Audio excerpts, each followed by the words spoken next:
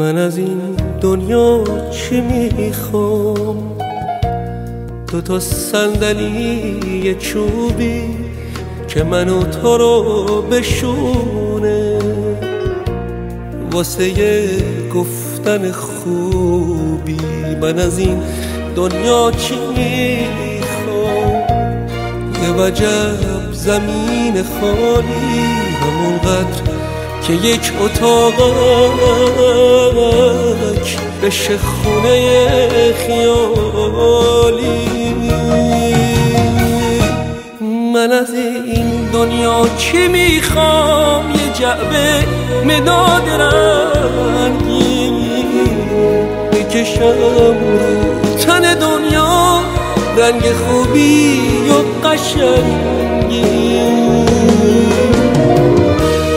آدمای دست و دل باز از توی قلک تاقچه بردارم وزن محبت واسه بارداری باغچه. من از این دنیا چی میخوام؟ دوتا صندلی چوبی که من و تو رو بشونه، واسه گفتن خوبی.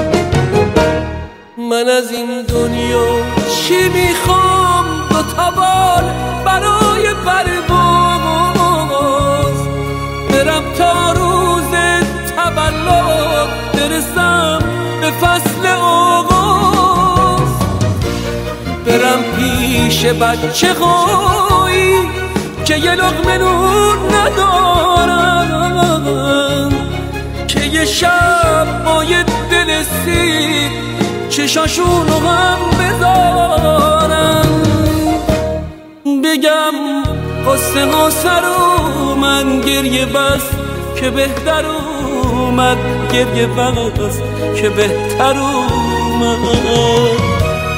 بگم قصه ها سر اومد گریه بس که بهتر اومد، گریه بس که بهتر اومد.